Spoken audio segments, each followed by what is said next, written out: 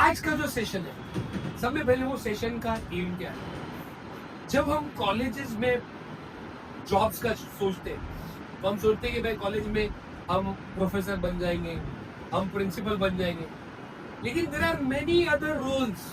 बहुत सारे पोजीशंस होते हैं, लाइब्रेरी के अंदर होते हैं, कॉलेज के ऑफिस में होते हैं, हम वो सारे पोजीशन को इग्नोर करते हैं। तो आज का सेशन बताता है कि भाई हम सिर्फ टीचर नहीं, बहुत सारी चीजें कॉलेजेस के अंदर भी, एजुकेशनल इंस्टीट्यूट्स में भी हम कर सकते हैं। उनके डिपार्टमेंट्स क्या होते हैं, उनका वर्किंग स्टाइल क्या होता है, वहाँ कैसे लोग काम करते हैं, उनके क्वालिफिकेशन क्या होना चाहिए और उनकी सैलरीज क्या होती है, इसके बारे में थोड़ा इंसाइट देना आज के सेमिनार का है। हम बात करते हैं हमारे सर की, दिनेश सनेदी। अब ये मुझे 2-2.5 साल पहले मिले जब मैं सेंट जोसेफ कॉलेज के अंदर ज्वाइन किया। अब ज्वाइन करने के बाद ये लाइब्रेरी के मतलब लाइब्रेरियन है। तो मैं जब सेंट जोसेफ कॉलेज ज्वाइन किया, सेंट जोसेफ कॉलेज ज्वाइन करने के बाद मैं लाइब्रेरी में जाके बैठा था, तो वहाँ के जो लाइब्रेरियन है मिस्टर डॉक्टर दिनेश सनेदी, उनके साथ मेरी मुलाकात हुई और उन्होंने मेरे को एक अलग व्यू बताया। मतलब हम ऐसा बोल सकते हैं कि आपके टीचर को कुछ टीच कर दिया, जैसे कि रिसर्च करने का काम कितना इंपॉर्टेंट है, बुक्स कैसे लिखी जाती है। I remember my first book, degree in hand vision on hood, उसको लिखने का स्टार्ट जो दिया ना वो दिनेश सर ने दिया। उन्होंने बताया कि सलीम सर क्या लाइफ है, आप क्या पढ़ा रहे हो, आपका क्या लेवल है, उसको आप चेंज कैसे कर सकते हो। हम लोग बैठते थे, एक घंटों हम लोग की डिस्कशन होते थे कि भाई क्या करना है, कैसे करना है, अपने आप को डेवलप कैसे करना है। तो उन्होंने मेरे को लाइफ का एक अलग व्यू दिया। तो he is the best person who can guide you in all this matters. लेकिन एम सेशन का हमेशा ये होता है कि कुछ नया हासिल करें। अब नया हासिल कब होता है, जब आप क्वेश्चन एंड आंसर्स करते हो। अगर आप पूछोगे नहीं तो आप जानोगे नहीं। तो आपको जो स्पीकर है उनको पूछना है और उनसे जानना है। देखो, राइट टू अंडरस्टैंड, हमने सेशन का नाम दिया है बिजनेस स्कूल, लेकिन इसका मतलब ये नहीं कि हम सिर्फ बिजनेस के बारे में बात करते हैं। हम ओवरऑल कॉमर्स से कनेक्टेड जो चीजें हैं उसके सेमिनार, उसके शोज रखते हैं। Is it clear? आपको आइडेंटिफाई करना है कि आपके लिए बेस्ट फिट क्या है, आपके लिए सब में अच्छी चीज क्या है और आपको कौन सी चीज में इंटरेस्ट है। क्या होता है, एसएससी पास करने के बाद जब आप बाहर आते हो ना, एसएससी क्लियर होता है, उसके बाद आपने कॉमर्स ले लिया, कॉमर्स का डिसीजन हो सकता है आपका नहीं, हो सकता है आपका है। तो वो डिसीजन को अच्छा डिसीजन बनाने के लिए अच्छे लोग, अच्छे नॉलेजेबल लोगों से बात करना या नॉलेजेबल लोगों की सुनना बहुत जरूरी है। तो उसके लिए सेशन है, तो आपको पता चलेगा कि आप क्या कर सकते हो और आप कहाँ जा सकते हो और आपके लिए क्या सही है। तो मैं बुलाता हूँ क्योंकि ज्यादा टाइम मैं वेस्ट नहीं करता, क्योंकि उनके पास बहुत सारी चीजें बोलने के लिए रहेगी, उनका नॉलेज बहुत है, वो शेयर करेंगे। आज आपको पता चलेगा रिसर्च वर्क क्या होता है, बुक्स लिखना इंपॉर्टेंस क्या होता है, बहुत सारी चीजें मालूम पड़ेगी। इन शॉर्ट आप वो सारी चीजें एक्सप्लोर करेंगे जो आपने इमेजिन भी नहीं की। यस,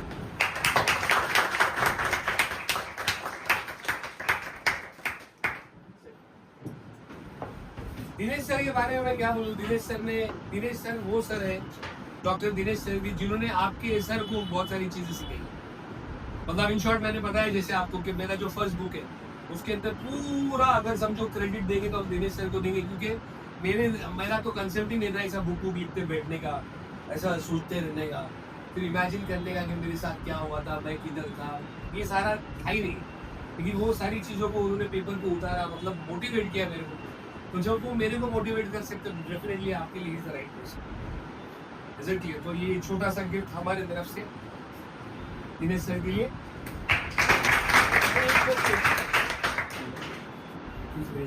और अभी दिनेश सर कंटिन्यू करेंगे।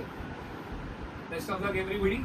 एक ही बात बोलूंगा, अगर आप पूछेंगे तो ही आप सीखेंगे। आप पूछ रहे हैं सेशन के बाद, आपको कुछ क्वेश्चन आंसर्स करना है, आप कर सकते हैं। और अगर आपको कुछ हेल्प चाहिए तो अपफ्रंटली आप दिनेश सर से गाना है, पापा कहते हैं बड़ा नाम करेगा। आगे के लाइफ में आपको क्या करना है, सबका गोल डिसाइड है, कहाँ जाना है, क्या करना है। लेकिन आपको क्या लगता है कि जो आपका सीट पर चल रहा है वो डेस्टिनेशन तक पहुँचेगा? बहुत सारे रास्ते होते हैं, लोग निकलने कहीं पर है, उससे कहीं पर उसका कुछ प्रॉब्लम। आपके लाइफ में इतना होना चाहिए कि आपका गोल डिसाइड होना चाहिए। स्टार्ट करते हैं। बेसिकली देखो, मैं मेरे बारे में थोड़ा सा बताता हूँ। मेरा जो स्टोरी है, मैं भी आप लोगों के जैसा ही था एक टाइप पे।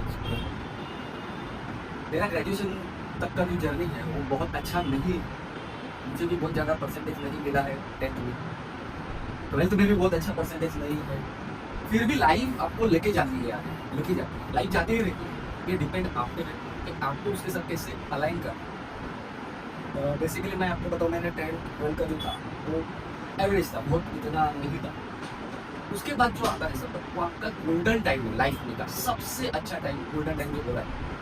देखो अपने को अपने मम्मी डैडी भाई बहन और बाकी सब रिलेटिव्स हैं, वो बाय डिफॉल्ट मिलते हैं कि हम लोग उसके लिए हमारे पास चॉइस नहीं रहता है बाय डिफॉल्ट। लेकिन एक चॉइस अपने पास रहता है कि हमारे दोस्त जो है उनको चूज करना है। आपके लाइफ में अभी बहुत सारे दोस्त रहेंगे, तो आपको दोस्त जो चॉइस करना है, चूज करना है, बड़े सोच के लिए। मैं ऐसा नहीं बोलता हूँ कि किसी को रिजेक्ट करना, बट जब भी आप आपके दोस्त हो, आपकी सराउंडिंग्स है वो जो है उनको आप थोड़ा वाइजली चूज करो।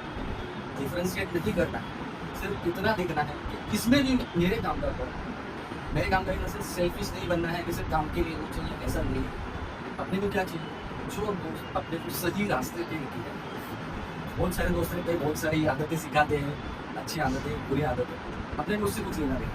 उनको लेना देना क्या है कि अपने को कौन सही रास्ते पे लेके जाए। पॉजिटिव पीपल सामने रखिए जो आपको अप्रिशिएट करें, अरे ये तो कर सकता है, भले हम लोग वो करें नहीं, लेकिन ऐसा दोस्त होना चाहिए जो कुछ आपको बताए कि कर सकते। देखो 2 तरीके के दोस्त हैं महाभारत, 2 तरीके, एक कर्ण है और एक कृष्ण। कर्ण के बारे में आपको बता रहे, कर्ण कौरव में था और कृष्ण पांडव में। कर्ण जो था उसको मालूम था उसके सब दोस्त लोग गलत कर रहे हैं, कौरव जो थी, फिर भी वो उसके साथ था। और कृष्ण जो दोस्त था वो पांडव के साथ। तो आपको चूज करना है कि आपको दोस्त कैसा होना चाहिए। अभी मेरा 10th 12th हो गया, मेरा ग्रेजुएशन भी सिंपल ही हो गया, बहुत ज़्यादा नहीं। उसके बाद मेरा पर्सनल जो लाइफ था, मेरा प्रोफेशनल लाइफ जो था, जहाँ पर मेरा फेज 1 स्टार्ट होता, वहाँ से मैंने जो स्टार्ट किया। देखो मैंने सबसे पहले काम किया कुरियर सर्विस में। बहुत सारे लोगों को पता रहेगा कि कुरियर में क्या काम रहता है, तो मैंने वहाँ पर स्टार्ट किया एज ए डिलीवरी बॉय। तो कुरियर सिस्टम का सबसे लास्ट आया है कि लेटर्स देना। अभी तक थोड़ा प्रॉब्लम्स था, इसलिए मैंने किया। शाहरुख खान का डायलॉग है, अभी कहती है कोई भी धंधा छोटा नहीं होता और धंधे से बड़ा कोई नहीं। तो आपको जो भी मिलेगा, जो भी प्रोफेशनल लाइफ आप काम कीजिए, झाड़ू मारना गलत नहीं, लेकिन आपका जो प्रेस्टीज है सब काम करो। होता है ये जब भी आप छोटे जॉब करते हैं। मैंने बोला मैंने वहाँ से स्टार्ट किया। सेकंड मैंने काम किया है परफेक्ट इंडिया लिमिटेड करके बड़ी कंपनी, उसमें सेल्स का काम। और थर्ड मेरा जो था वो एक बिल्डर के साथ था। अभी हुआ क्या कि ये सब करते करते आपको एक्सपीरियंस मिलते जाता है कि ग्राउंड लेवल पे क्या काम होता है, थोड़ा अपर लेवल पे क्या काम होता है, एज अ ऑफिसर आपका काम क्या है। इसमें सब में आपको क्या फ़ायदा मिलता है, पहले आपके पास डिसिप्लिन आ जाता है। कहीं पर भी आप काम करने जाओगे ना तो डिसिप्लिन आता है कि मुझे टाइम पे जाना है, मेरा टाइम क्या है, आपका जॉब प्रोफाइल क्या है। आस्ते आस्ते ये सब बातें आपने आती। सबसे बड़ी बात आ जाती है क्या, टाइम मैनेजमेंट। आज सब लोग हम लोग टाइम मैनेज कर रहे हैं, सुबह उठ रहे हैं, जल्दी आ रहे हैं, सब कर रहे हैं, ये सब हो रहा है। संडे है, बाकी लोग आज सो रहे हैं, लेकिन हम लोग यहाँ पर कुछ सीखने आ रहे हैं। तो ये सबसे बड़ा फायदा है आपका टाइम मैनेजमेंट। पूरा आस्ते आस्ते हर एक चीज़ कीजिए। नहीं है सर मेरा उसके बाद जो प्रोफेशनल फेज है, देखो मेरा ग्रेजुएशन होने के बाद मैं एक बहुत छोटी लाइब्रेरी है वहाँ पर काम करने लगा। वहाँ पर जो काम था वो एज अ प्रोफेशनल बहुत बड़ा काम नहीं था, बुक देना, लेना, रखना, उसको टेस्टिंग करना। अभी मैं ये सब आपको बातें इसलिए बोलता हूँ कि मेरा जब सेकंड फेज आएगा ना तो ये सब कैसे काम है, वहाँ पर मैं काम कर रहा था। तो आस्ते आस्ते आस्ते मुझे थोड़ा सा इंटरेस्ट डेवलप हो गया कि लाइब्रेरी साइंस क्या है, लाइब्रेरियन क्या होता है। मैं सबसे लास्ट कैटेगरी में काम स्लोली हर एक काम। अभी वहाँ पर जो भी टेस्टिंग कर रहा है, उसको कवरिंग करना है, उसको रखना है, निकालना है, देना है, हर एक चीज़ में करते करते उसके बाद मुझे समझ में आ गया कि graduation not the end. Graduation करके आपका ये कोई भी फील्ड है उसमें एंड नहीं, एक्चुअली ये बिगिनिंग है। तो मैंने स्लोली स्टार्ट किया लाइब्रेरी साइंस। लाइब्रेरी साइंस का सबसे पहला स्टेज है सर्टिफिकेट कोर्स, जहाँ पर आपको बेसिक नॉलेज मिलता है। कोई भी फील्ड का रहेगा तो आपको बेसिक नॉलेज होना चाहिए। उसके बाद सेकंड मेरा फेज आ गया है bachelor in library and information science, जो लाइब्रेरी साइंस का बैचलर लेवल होता है। जैसे आपका बीकॉम है तो बीकॉम के बाद वो, उसके बाद मुझे रियलाइज हो गया कि मैं यहाँ पर उसके बाद और स्टेज नहीं लेना, और वो है मास्टर्स। जैसे एमकॉम होता है, मेरा एमकॉम हो गया है, वापस मैंने बैचलर लेवल के बाद masters, master in library and information. उसके बाद आपके लिए बहुत सारे दरवाजे खुले हो जाते हैं, बहुत सारे। उससे पहले बहुत सारा लिमिटेड रहता है कि आपका फोकस इतना ही है, आपको यहाँ जाना है, ये कॉलेज में, वो कॉलेज में जाना है। अभी देखिए कि जब भी आप ये सब करते हैं, सर्टिफिकेट कोर्स या ये सब, तो आपके लिए स्कूल्स, छोटे छोटे स्कूल्स हैं, वहाँ पर आपके लिए जॉब अवेलेबल है, सर्टिफिकेट कोर्स करोगे। उसके बाद थोड़ा सा अगला लेवल है बैचलर लेवल जो है, बैचलर लाइब्रेरी इंफॉर्मेशन साइंस करोगे तो हायर एजुकेशन जो है 12th तक का जो उसके लेवल का आपको जॉब्स लगेगा। उसके बाद जो है masters in library information science, वहाँ पर जो उसके बाद आपको जो कॉलेजेस है, बड़े बड़े कॉलेजेस है, वहाँ पर आपको जॉब ओपन होता है। आपको लगता रहेगा अभी मास्टर्स तक आ गए, आपका काम हो गया, तो एक्चुअली वहाँ पर काम नहीं है, ये आपका मिडल है। उसके बाद एक बहुत बड़ा एग्जाम है नेट और सेट। नेट का फुल फॉर्म है नेशनल एलिजिबिलिटी। आपके जितने प्रोफेसर हैं जो पढ़ाते हैं उनका क्वालिफिकेशन रहता है, आइदर वो नेट रहते हैं या सेट रहते हैं। उनका मास्टर्स को रहता है, एमकॉम एमएससी रहते हैं, उसके बाद और एक क्वालिफिकेशन है नेट। अभी नेट है एक कॉम्पिटिटिव एग्जामिनेशन, वहाँ पर क्वालिफिकेशन जो आपका है वो सब चला गया, अभी आपको क्वालिफाई करना है।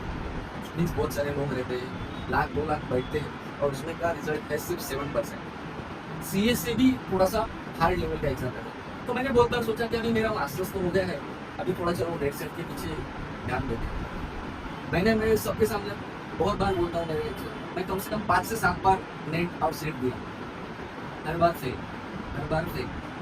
बहुत सारा क्रिटिसाइज हो गया, मैं तभी वो ना उस सिस्टम तक जाके अपने प्रिंसिपल से सिग्नेचर लेना पड़ता था, ऑनलाइन फॉर्म वो सब सिस्टम। तो मैं जाने का तो बहुत बार क्रिटिसाइज होता है, अरे कितनी बार फॉर्म भरेगा, कितनी बार पैसा वेस्ट करेगा। लेकिन मैंने सोचा कि नहीं, आपको कुछ करना है तो उसके पीछे लगना है। तो आस्ते आस्ते मैं उसके पीछे लग गया और बाय ग्रेस ऑफ गॉड मेरा 2012 में मेरा नेट क्लियर हो गया। मेरे लिए बहुत बहुत दरवाजे ऊपर हो गए। आप नेशनल लेवल के ऊपर जितने भी अपॉर्चुनिटीज है वो सबको आप ग्रैब कर सकते हैं। 2002 में जब मैंने ये मेरा बिजनेस स्टार्ट किया था, मेरा फेज 1, तो मेरे को सैलरी था 2500 और मैं आज जहाँ यहाँ पर अभी खड़ा हूँ, कुछ दिन के बाद मेरा सैलरी में 2500 के आगे 2 0। तो देखिए कहाँ से आप कहाँ जा सकते हैं, पर इसके लिए क्या चाहिए, आपके लिए कंसिस्टेंसी चाहिए। आपके पास आपको सही जगह क्या है वो मालूम चाहिए। देखिए अभी सब आप लोग एनर्जेटिक है, अभी आप जस्ट इमेजिन कीजिए कि अभी फीफा चल रहा है, फीफा का वर्ल्ड कप आप देखिए, और उसमें सबसे ज़्यादा जो रहता है क्या रहता है, स्पीड। आपके पास बहुत ज़्यादा एनर्जी होना चाहिए। आपको बॉल लेके जाते हैं वहाँ तक जाते हो, वहाँ पर आप जस्ट इमेजिन कीजिए कि आप बहुत अच्छे फुटबॉल प्लेयर हैं, आप बॉल लेके वहाँ तक गए और वो गोल पोस्ट जाने के बाद आपको समझ में आ गया मुझे यहाँ तो गोल नहीं मारना है, ये मेरा गोल पोस्ट नहीं है। अगेन आप वापस आते हैं, तो you are wasting your energy. आप आपका गोल पोस्ट डिसाइड कीजिए, अभी आपके पास टाइम है, अभी आपका गोल्डन डेज चल रहा है। आप डिसाइड कीजिए कि आपका गोल पोस्ट क्या है। अगर आपने गोल पोस्ट आपका डिसाइड किया तो आप वो साइड पे जा सकते हैं। दूसरी एक बहुत अच्छा एग्जाम्पल है, जो स्टील ये रहता है, बोर्ड रहती है, बोर्ड के पीछे इंजन रहता है। इंजन जितना पावरफुल रहेगा उतना स्पीड जो है आपकी फास्ट जाएगी। लेकिन अगर उसको व्हील नहीं है, जो स्टीयरिंग व्हील बोलते हैं वो नहीं है, तो कहीं पर भी जाएगा। तो आपका अभी जो है एक गोल डिसाइड करना, ये आपको सही दिशा में लेके जाएगा कि आपको कहाँ जाना है। ये तो बेसिक हो गया, सब पैसे से होते और आपके लाइफ में भी ये सब फेज आ जाएंगे, आप आस्ते आस्ते जाओगे। पहली बात मैंने बोला, आपके जो दोस्त हैं अच्छे होने चाहिए। अच्छे इन द सेंस आप चूज कीजिए जो आपको मोटिवेट करेंगे हर एक चीज़ में, पॉजिटिव चीज़ों के लिए, दूसरी चीज़ों के लिए। सेकेंड, आपका जो थिंकिंग, जो कुछ भी बोले तो भी कोई प्रॉब्लम है। एक बहुत अच्छा एग्जाम्पल है ना, एक मेरा दोस्त है, उसको पहले से है ना बिजनेस में बहुत ज़्यादा इंटरेस्ट है। उसने बहुत ज़्यादा पढ़ाई नहीं किया, 12th ग्रेजुएशन तक बुक किया, लेकिन उसको चाय में ना बहुत ज़्यादा इंटरेस्ट है। उसने क्या किया, पहले ना एक छोटा लेवल पे ना चाय का टपरी चालू किया। हम लोग जस्ट इमेजिन करते हैं, अरे वो तो रोड साइड है, वो तो चाय बेचता है। आज उसका है हर महीने का नेट प्रॉफिट कम से कम 2-3 लाख के ऊपर। बिजनेस देखिए क्या रहता है कि आप कितना सोचोगे उतना आपको लाइन मिलेगा, लेकिन आपको एक फोकस होना चाहिए कि क्या। सेकंड बात मैंने कहा कि आपके दोस्तों के साथ आपका गोल जो है वो सबसे बड़ी बात है। गोल के लिए अलग अलग हथकंडे हैं, अलग अलग बातें जो आपको एक्सेप्ट करना पड़ेगी। बहुत सारी बातें होती हैं जो आपको लाइफ में आगे लेके जाती है। 2 बातें मैंने बोला, गोल्डन डेज का बात बोला, एक फर्स्ट फेज में। अभी जो सेकंड फेज है, तो उसके बाद जब ही मेरा नेट सेट हो गया तो मेरे को नेशनल लेवल ओपन हो गया कि मैं कहीं पर भी जॉब के लिए जा सकता हूँ। तो मैंने 2-3 यूनिवर्सिटी में जॉब अप्लाई किया था, लेकिन मेरा फैमिली सब यहाँ पर है, तो बहुत दूर नहीं जा सकता था। तो मैं बेसिकली मुंबई से हूँ, तो मैंने विरार का जॉब चूज़ कर लिया। अभी आपको मैं क्यों ये सब बता रहा हूँ कि विरार का जॉब चूज़ करने के बाद मुझे सबसे फ़ायदा क्या हो गया? तो पहला पेमेंट, मैं जहाँ पर काम कर रहा था पहले, इससे पहले उसके डबल ट्रिपल पेमेंट होती थी। दूसरा बात हो गया, मैं एज अ पोजीशन जो है, एज अ लाइब्रेरियन आपको पोजीशन देते हैं, मीन्स ऑफिशियली आपके पास क्या है, आपके पास रिस्पॉन्सिबिलिटी आ जाती है। जब रिस्पॉन्सिबिलिटी आ जाती है, साथ में साथ आपको बहुत सारे पावर्स मिलते हैं कि आपको ये करना है, आपको कुछ इनोवेटिव करने को मिलता है। ये सब बातें आस्ते आस्ते आपको है ना एक अच्छा शेप करती है। एज ए हम लोग सब अभी एजुकेशन फील्ड में काम करते हैं। आपको सबको लगता रहेगा कि सिर्फ प्रोफेसर ही एजुकेशन सिस्टम का पार्ट है, तो ऐसा नहीं है। उसके साथ देखो, आप ऑफिस में जाते हो, वो आपके कॉलेज का ऑफिस रहेगा, तो कॉलेज के ऑफिस में जितने लोग काम करते हैं वो लोग भी क्वालिफाइड होते हैं। तो आपका जो एम है उसके साथ थोड़ा सा अलाइन होना चाहिए कि मुझे अगर ये पॉसिबल नहीं हो गया तो मेरा सेकेंड ऑप्शन क्या रहेगा। क्योंकि जब भी आप 2-3 ऑप्शन के साथ खेलोगे तो आपका पास होने का या उसको अचीव करने का चांसेस बहुत ज़्यादा होगा। आपके स्कूल कॉलेज में जितने भी एडमिनिस्ट्रेशन लेवल पे काम करते हैं, उसमें सबसे बड़ा पोजीशन है आपका ऑफिस सुपरिटेंडेंट या रजिस्टर। उनका भी पे स्केल यानी जो सैलरी है वो आपके प्रोफेसर के बराबर होती है। जैसे मैंने बोला कि ऑफिस वाले हैं, लाइब्रेरियंस हैं, साथ ही साथ बहुत सारे टेक्नीशियंस रहते हैं। तो सिर्फ एकेडमिक में प्रोफेसर यही एक नहीं होता है, उसके साथ बहुत सारी बातें होती हैं। अभी साइमल्टेनियसली इसके बाद मेरा मिडसेट होने के बाद मैं सेंट जोसेफ कॉलेज में लग गया। अभी वहाँ पर मुझे एक फ़ायदा क्या मिला कि जैसे मुझे पोजीशन मिल गया तो मुझे कुछ करने को मिला। अगर आप एक टीम में काम करते हो या एक सब ऑर्डिनेट हो, तो आपको काम करने का लिमिटेशन रहता है। ऊपर से ऑर्डर्स आते हैं कि आपको ये करना है, तो आप बस उतना ही काम करते हैं। फॉर एग्जांपल हमारा अगर ग्रुप प्रोजेक्ट है, तो ग्रुप प्रोजेक्ट में हम लोगों को एक ही दिया जाता है कि मुझे इंट्रोडक्शन करना है, तो वो पूरा ध्यान इंट्रोडक्शन में करते हैं। जिसके पास कंक्लूजन है सिर्फ कंक्लूजन के ऊपर ही काम करते हैं, हर एक का रोल रहता है। लेकिन जब आपके पास सिंगल प्रोजेक्ट रहता है तो आपको हर एक के ऊपर काम करना है। मुझे इंट्रोडक्शन भी देना है, मुझे उसका बेसिक भी बोलना है, उसका इनसाइड स्टोरी भी बोलना है और कंक्लूजन भी बोलना है, और उस सब के ऊपर मुझे आंसर्स भी देने हैं। तो जैसे जैसे आपका पोजीशन चेंज होता है तो आपका रोल चेंज होता है। इस सब में आपको डिसिप्लिन बहुत ज़रूरी है, टाइम मैनेजमेंट ज़रूरी है, साथ ही साथ आपका जो कम्युनिकेशन है, कम्युनिकेशन इसको आज पावर बोला जाता है। कम्युनिकेशन पावर आपका बहुत अच्छा होना चाहिए। फॉर एग्जांपल, आप अगर आपके जो सुपीरियर है उनके साथ बात करते हैं तो आपका टोन कैसे होना चाहिए, आपके जो कलीग्स हैं उनके साथ बात करते हैं तो आपका टोन कैसे होना चाहिए, आपके जो सब ऑर्डिनेटर है, आपके नीचे जितने काम करते हैं वो सबके साथ बात करते हो तो आपका कम्युनिकेशन स्किल्स बहुत होगा। अभी जैसा मैंने बोला कि मेरा जो अर्लियर फेज था, जब मैं छोटे लाइब्रेरी में काम करता था तो मैं हर एक काम करता था, वो टेस्टिंग से लेके हर एक काम। जब मैं लाइब्रेरियन बन गया तो मेरे अंडर जितने लोग थे ये सब का काम किए था। फायदा क्या होता है, जब आप ग्राउंड लेवल से कुछ काम करके आते हो ना, तो आपके सबऑर्डिनेट आपको फंसा सकते थे। फॉर एग्जांपल, आपने उनको कुछ दे दिया, ये काम आपका है, ये लगा है, 10 मिनट का काम है और अगर 2 घंटा ले रहा है और आपने बोला अरे नहीं हुआ, तो क्या बोलते हैं मैं कर रहा हूँ। तो आप तभी जाके बोलते हो मैंने ऑलरेडी वो काम करके यहाँ तक आया हूँ।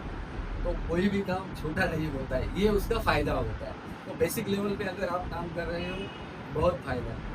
कोई भी बिल्डिंग बड़ी रहती है, उसका बेस रहता है ना, वो बहुत मजबूत रहता है। तो अगर स्टार्टिंग लेवल के ऊपर आपको अगर कोई भी काम मिलेगा, कोई भी सेल्स का जॉब मिला या कोई भी मिला, तो वो जॉब छूटा नहीं। आपको उसमें क्या है ना, हर एक छोटा छोटा बात सीखना है जो आपके आगे के लाइफ के लिए बहुत काम में आएगा। और बहुत सारा जॉब अभी रहेगा, फॉर एग्जाम्पल कंप्यूटर ऑपरेटर, ये सब। अभी अपने को जाके लगता है कि अरे मुझे जाना है, बैठना है, दिन भर का इतना टास्क है, इतना करना है, जाना है। बट आप उसमें ट्राई कीजिए कि उसमें सब सीख के और थोड़ा आगे कैसा जा सकते हैं। बेसिक मैंने आपको बताया कि आपका जो सर्कल है वो बहुत अच्छा होना चाहिए, बहुत अच्छा। तो आपका हर एक का डेफिनेशन अलग है कि क्या करना चाहिए। देखो, बाय ग्रेस ऑफ गॉड अपने को अच्छे पेरेंट्स मिले हैं, उसका बहुत अच्छा यूज़ करो। आपको अच्छा क्लासेस मिला है, उसका यूज़ करो। अभी साइमल्टेनियसली वहाँ का जो स्टोरी है मेरा, वो स्लाइडली आगे जा रहा है। अब वहाँ पर जाने के बाद क्या होता है, कोई कोई बड़े पोजीशन पे जाने के बाद आपको एक्स्ट्रा असाइनमेंट मिल जाता है। जैसे आपको असाइनमेंट रहते हैं, आज इसका है उसका, तो एक्स्ट्रा असाइनमेंट मिलने लगा। मुझे थोड़ा सा वहाँ पर एक अच्छा पोजीशन मिल गया। IQAC कोऑर्डिनेटर करके बोला जाता है। हर एक कॉलेज का आपका जो रहता है 10 का 12 का, कोई तो एग्ज़ाम लेता है और आपको ग्रेड्स देता है। ऐसा हर एक स्कूल का, कॉलेज का असाइनमेंट रहता है, जो ये रहता है उसका, जो हर साल वो क्या काम करते हैं और उनको सेंट्रल एजेंसी है और उनको ग्रेड देती है। आपको बहुत सारी जगह पर पता रहेगा कि आपके कॉलेज का ग्रेड क्या है। नैक करके रहेगा, बहुत सारे इधर आप पढ़ते रहेंगे नैक। तो नैक करके एक टीम है जो दिल्ली से आती है और बहुत बड़े लोग रहते हैं और वो आके आपके कॉलेज का ग्रेड चीज़ चेक करते हैं। तो वो सब जो कॉलेज का है, वो सब जो करना है, उसका जो पोजीशन है, उसको बोला जाता है IQAC कोऑर्डिनेटर। यानी वो नेक्स्ट टू प्रिंसिपल, प्रिंसिपल के बाद उसका पोजीशन होता है। ऐसा है कि वो जो काम है, आप एज ए लाइब्रेरियन काम करते हो तो आपको सिर्फ लाइब्रेरी देखना है, क्योंकि यदि आपको IQAC कोऑर्डिनेटर करके काम करना है तो आपको ऑफिस का भी देखना है, आपको दूसरे डिपार्टमेंट का भी देखना है, आपको स्पोर्ट्स के बारे में भी इंफॉर्मेशन रखना है, आपको IT के बारे में भी इंफॉर्मेशन रखना है। होता ऐसा है, मुझे इतना फ़ायदा हो गया कि मुझे और कुछ जो चीज़ें वो एक्सप्लोर करने को मिल गई। इसमें क्या होता है, उसमें क्या होता है। अभी मेरे लिए तो फॉर एग्जांपल स्पोर्ट्स का अगर डिपार्टमेंट है तो मेरे लिए तो उसमें सब चीज़ नहीं है, मुझे पहले से उसको सीखना पड़ता है। आपको वो चांस मिलता है आगे जाने के लिए, आपको ग्रो करने के लिए। कोई भी आपको रिस्पॉन्सिबिलिटी लाइफ में मिले तो उसको छोड़ो मत। अब स्टार्टिंग में थोड़ा सा प्रॉब्लम होता है कि वो नया डोमेन है, हमको उसमें क्या समझ में आएगा या क्या कर सकते हैं। कोई बात नहीं, आप स्लाइडली आगे जाते रहो। उसके बाद का एक स्टेज है कि जब भी आप इस सब में सेटल हो जाते हो तो रिसर्च, आप लोग थोड़ा बहुत अभी रिसर्च करते रहोगे। रिसर्च वर्क जो है कि आप जो भी डोमेन में काम करते हो, आप टीचर हो या कहीं पर भी हो, तो आपको आगे जाने के लिए रिसर्च बहुत ज़रूरी है। मेरा रिसर्च सेंट जोसेफ से स्टार्ट हो गया, यानी समझो 10-12 साल पहले। तो रिसर्च पेपर लिखना है, रिसर्च के ऊपर काम करना है, उसके ऊपर मैंने काम शुरू कर दिया।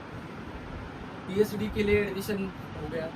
अभी अपने को पहले लगता था कि मास्टर्स लेवल हो गया, नेट सेट हो गया तो बस बहुत हो गया, बहुत क्वालिफिकेशंस हो गई अपनी, तो वो एंड नहीं है। एक्चुअली PhD करके होता है, आपके सलीम सर भी डॉक्टरेट है। तो PhD के लिए आपको आपके लाइफ में 3-4 साल कम से कम, ज़्यादा से ज़्यादा बहुत ज़्यादा बढ़ सकता है, 5-6 साल का आपका रिसर्च का जर्नी रहता है। PhD का जो ट्रैवलिंग है, जो पूरा ये है वो सिस्टम है, वो आपके लाइफ में का 3-4 साल ले लेता है कि आपको पूरा फोकस करना पड़ता है कि आप कौन सा इसमें ये करें। मेरा टॉपिक था electronic resources in management college life. आप जब MBA के लिए जाओगे, बहुत सारे लोग MBA के लिए जाओगे, तो MBA का और अपना जो बेसिक एजुकेशन है वो बहुत सारा डिफरेंस है। आप जब MBA में जाओगे तो एक सेमिस्टर में आपके पास 10 सब्जेक्ट रहते हैं। यू जस्ट इमेजिन कि एक सेमिस्टर में 10 सब्जेक्ट करना है, वो कितना ज़्यादा आपको लोड रहेगा। साथ ही साथ आपको फुल टाइम कॉलेज है, सुबह 8 बजे से लेकर 6 बजे तक लेक्चर्स रहते हैं। साथ ही साथ आपको असाइनमेंट रहता है, ग्रुप प्रोजेक्ट है, सोलो प्रोजेक्ट है, बहुत सारा काम करना पड़ता है। वो टाइम पे आपको इन्फॉर्मेशन की ज़रूरत होती है और वो टाइम पे आपको काम आता है आपका लाइब्रेरी। आपके जितने रिसोर्सेस है ऑफलाइन ऑनलाइन, वो सब आपको यूज़ करना पड़ता है। तो मेरा एक नसीब था कि मैं जब यहाँ पर आने के पहले मैं एक अच्छे लाइब्रेरी के साथ काम कर रहा था। मुंबई में एक बहुत अच्छा MBA इंस्टीट्यूट है, उनके साथ मैं काम कर रहा था। वहाँ पर जब भी मैंने काम किया तो मुझे मेरा जितना भी एक्सप्लोर करना था बहुत ज़्यादा मिला कि इलेक्ट्रॉनिक रिसोर्सेज क्या होती है। आज बहुत हम लोग सब व्हाट्सअप पढ़ते हैं, व्हाट्सअप पे ही बुक आती है या कुछ आता है, तो तभी मेरा उसके ऊपर रिसर्च चल रहा है। PhD के टाइम मुझे बहुत सारा न्यू कुछ सीखने को मिला।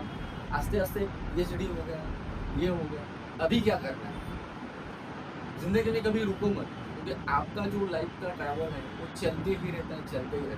बाद में साइमल्टेनियसली थोड़ा फोकस चेंज कर दिया, रिसर्च पेपर के ऊपर काम करना है। रिसर्च पेपर क्या है आपके आगे के लाइफ में, थोड़ा जब भी आप ग्रेजुएशन तक जाओगे तो आपको समझ में आ जाएगा कि रिसर्च पेपर क्या होगा। आज के टाइम में मैं बोल रहा हूँ तो बहुत सारा बातें हैं जो आपको बाउंसर जाती रहेगी, लेकिन आपके आगे आने वाले टाइम में ये बहुत ज़्यादा ज़रूरी है। अभी जैसे जैसे मैं आगे जा रहा था बहुत सारे प्रॉब्लम्स आ रहे थे। अभी प्रॉब्लम्स तो आते हैं, प्रॉब्लम्स को ओवरकम कैसे करना है ये हर एक का स्किल है। और इसके लिए आपका जो अर्लियर स्टेज था, जो मैंने बोला गोल्डन डेज, आपका फेज़ 1 फेज़ 2, वो सब आपका एक्सपीरियंस जो रहता है वो काम में आता है। हर चीज़ को टैकल करने के लिए आपके साथ जो एक्सपीरियंस है और आपका एक्सपर्टाइज जो है, एक्सपीरियंस और एक्सपर्टाइज में डिफरेंस है। एक्सपीरियंस है, आपके पास 10 साल का एक्सपीरियंस है कोई फील्ड का, लेकिन एक्सपर्टाइज वो है कि आपको एक स्किल आ रही है।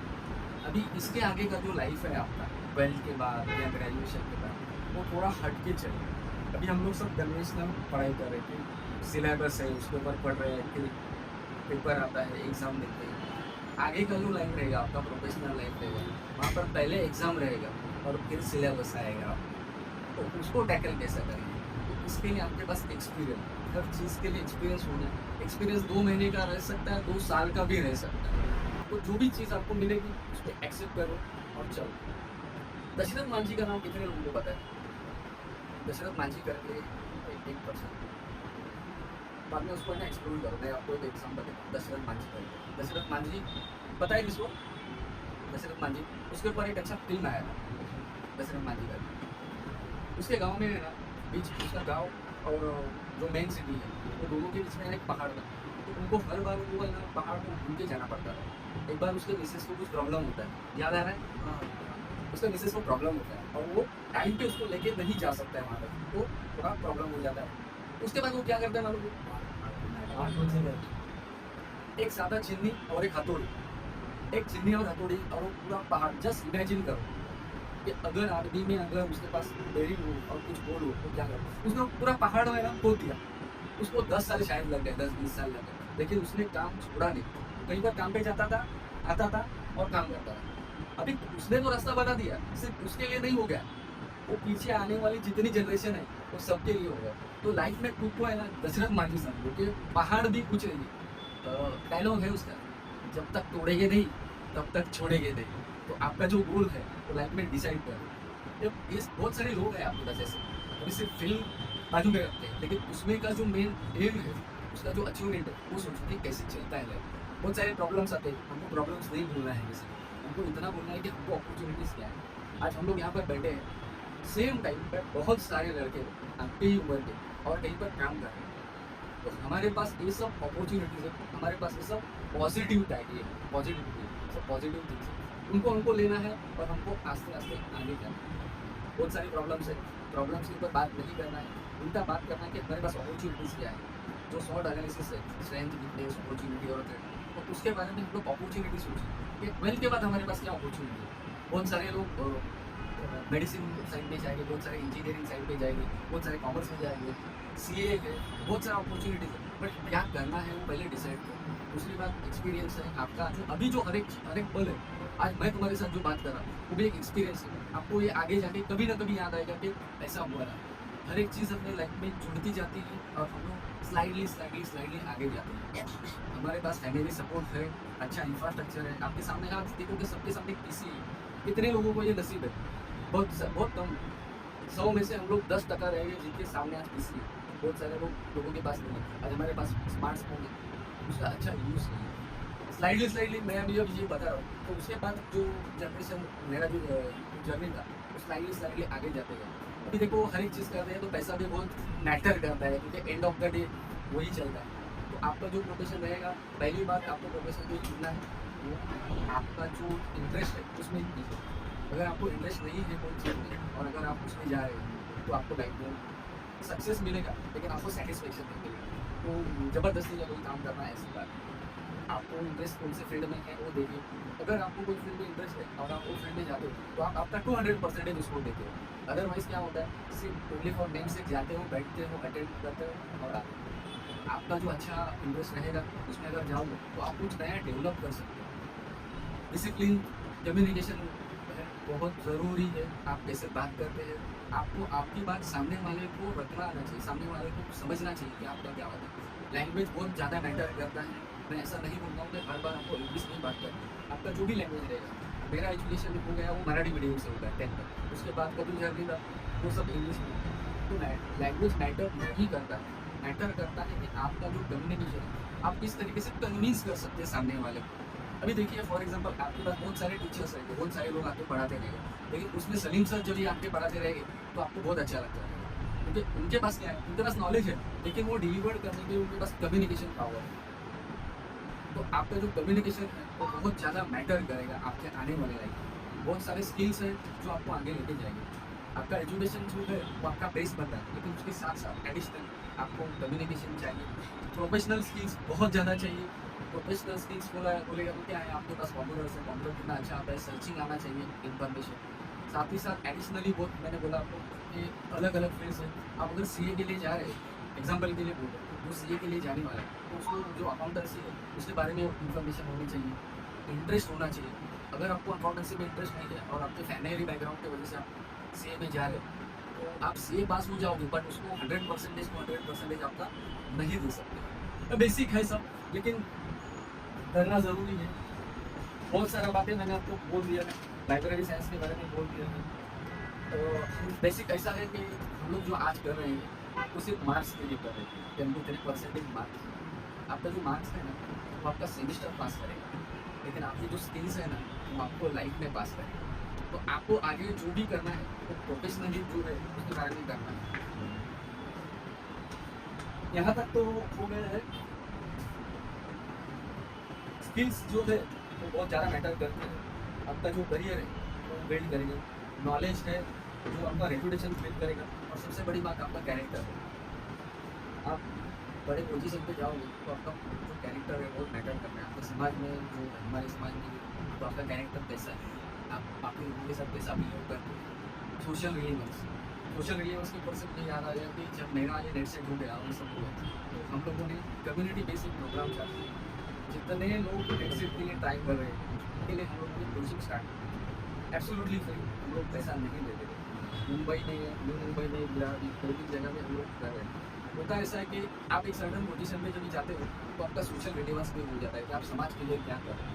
तो आपसे जितना हो सके गिविंग बैक टू सोसाइटी। हमको जो भी मिला है सोसाइटी से मिला है, बैक दे दो। कोई भी वे है वहाँ से आप रिटर्न दे सकते हैं। और रीडिंग बहुत इसेंशियल थिंग है। आज हम लोग रीडिंग भूल गए। थोड़ा रीडिंग डेली कीजिए, आधा घंटा को रीडिंग को दे दीजिए। Continuous learning is a continuous success. आप जितना कंटिन्यूस लर्निंग करते जाओगे, लर्निंग ये नहीं है कि सिर्फ आपका 10th है, 12th है, ग्रेजुएशन है।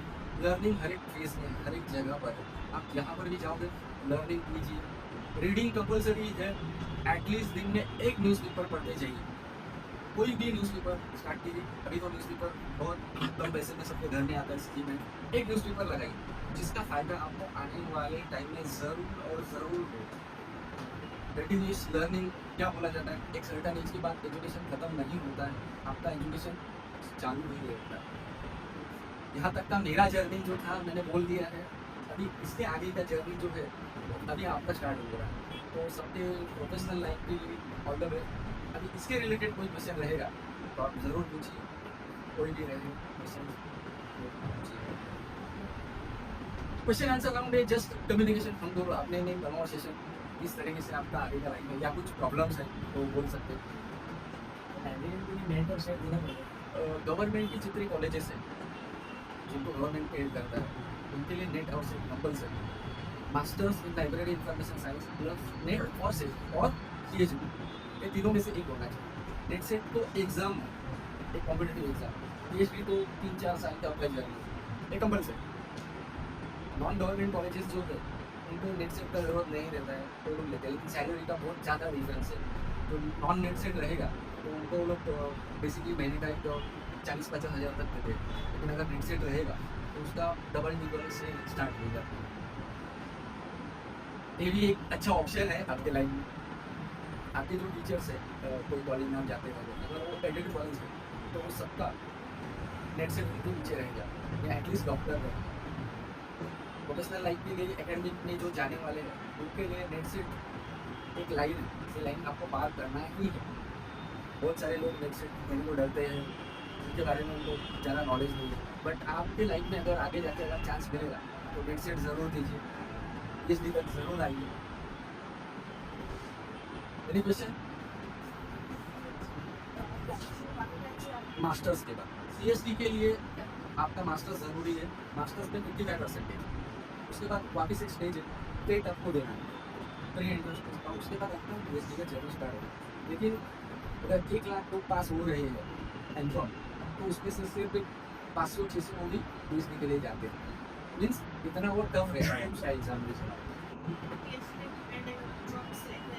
आपका जो मास्टर्स का सब्जेक्ट रहेगा, आपने एमकॉम किया है तो आप कॉमर्स में जाओगे, फॉर एग्जाम्पल सेलिंग स्टार उनका एमकॉम है, तो कॉमर्स का आगे का जो जर्नी वो उनका PhD उनका जो टॉपिक रहेगा। अभी मेरा लाइब्रेरी साइंस का मास्टर्स है, तो मेरा टॉपिक था electronic resources in management knowledge language.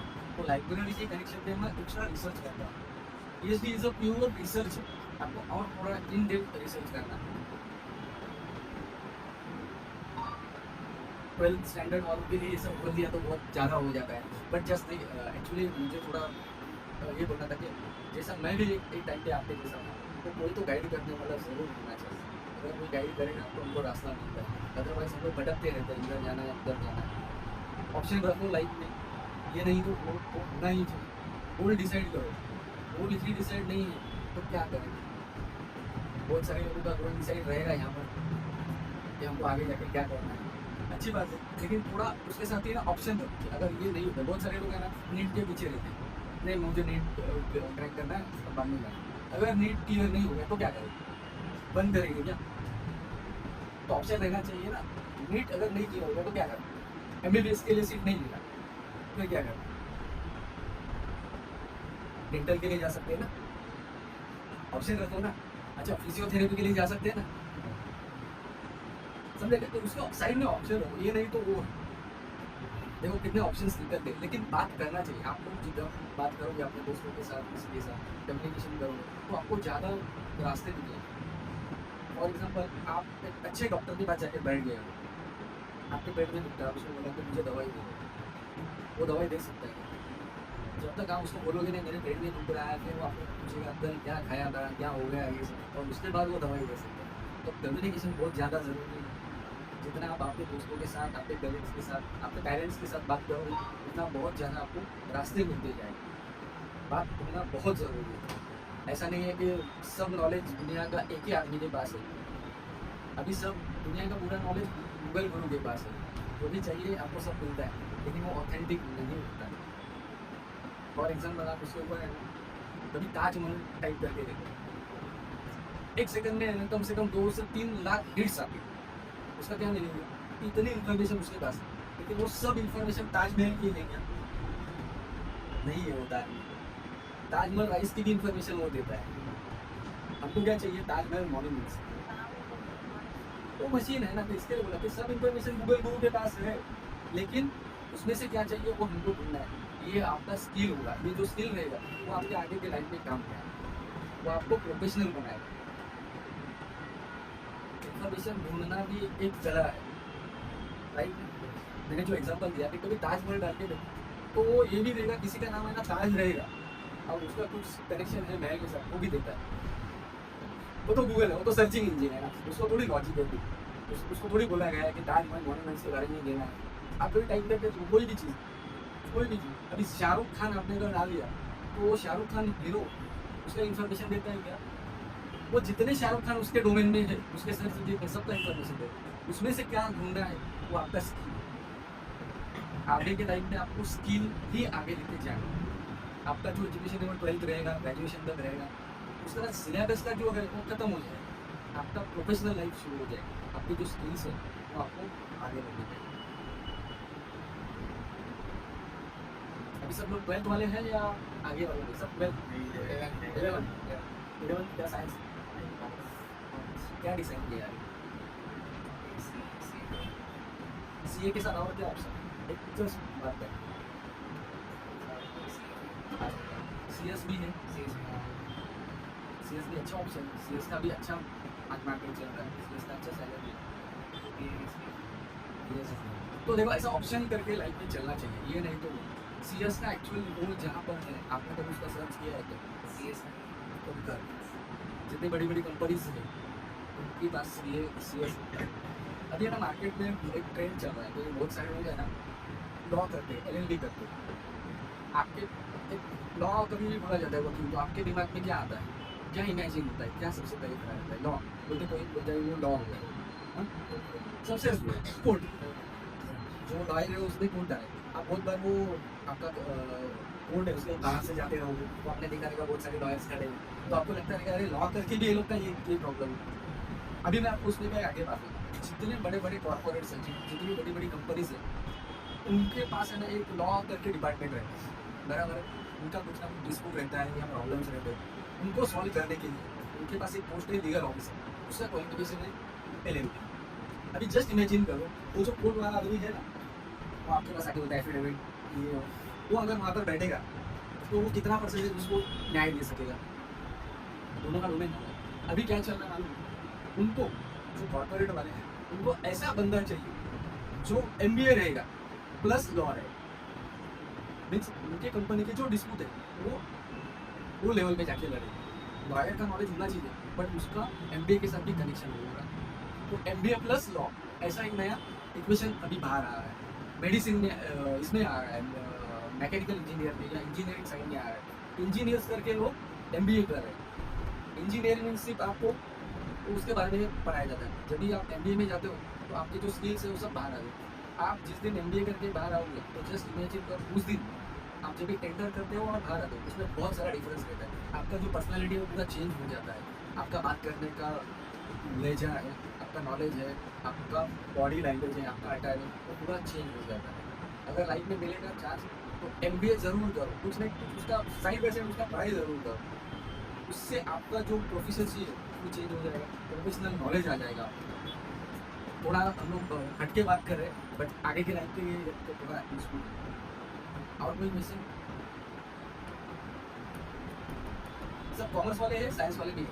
Science वाले सब कॉमर्स, साइंस कॉमर्स में आगे बहुत सारा लाइन्स है, बहुत सारा। बीकॉम के बाद एमकॉम है, एमकॉम के बाद आप अकाउंटेंसी कर सकते हो, टीचिंग प्रोफेशन में जा सकते हो, बहुत सारा। और कुछ?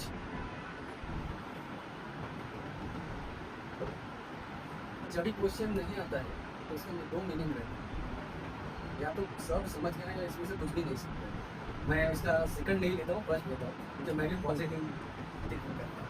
ठीक है, और कुछ चाहिए तो आप बोल सकते हैं। रिसर्च के लिए मैंने बोला मेरे लाइफ में एक बहुत अच्छा टर्न था कि नसीब से सलीम सर के साथ मैं जुड़ गया। 3 साल में मैंने सलीम सर के साथ कम से कम 10 से 12 रिसर्च पेपर हमने लिए। वो मेरे लाइफ का टर्निंग पॉइंट था कि मैंने उतने साल में जितने पेपर नहीं लिखे थे तो सलीम सर के साथ लेके 3 साल में लिखे। एक बुक पे हमने काम किया, सलीम सर ने बुक पब्लिश की, तो बुक पे काम किया। क्या होता है कि आप एडिशनल आपके पास नॉलेज आ जाता है, एडिशनल एक डोमेन आपके पास तैयार हो जाता है।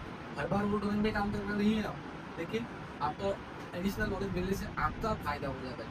अभी देखिए ये लाइफ जो है वो शेयरिंग इज अ केयरिंग, आपको शेयर करना ही हर चीज़। आप शेयरिंग नहीं करोगे, आपको लगता है कि मेरे पास वो नॉलेज है और मैं किसी को नहीं दूंगा तो उसको नहीं मिलेगा। क्या उसको मिलेगा, ज़रूर मिलेगा, दूसरे रास्ते से मिलेगा। तो आपको शेयरिंग करना है, हर एक चीज़ के साथ शेयरिंग करना। ठीक है, एनीथिंग एल्स? तो देखिए रिसर्च के लिए तो मेरा पीएचडी का जो काम वो उसके साथ हम लोग टॉपिक जैसे फॉर एग्जांपल अभी हम लोगों का जो कॉलेज है तो कॉलेज में टॉपिक देते हैं उनका जो लाइब्रेरी जैसे होता है स्कूल है टीचिंग के लिए कि सलीम सर का डोमेन है कॉमर्स, हम लोग कॉमर्स में काम करते हैं। दोनों का कॉम्बिनेशन करके कैसा कर सकते हैं, थोड़ा थोड़ा उसके अंदर थोड़ा उनके ऊपर रिसर्च करना है। आगे के लाइन में आपको थोड़ा थोड़ा सबको आ जाएगा, स्लोली स्लोली। बहुत ज़्यादा है एक्चुअली पीएचडी और ऐसा, बट आपको बेसिकली इसका नॉलेज होना चाहिए।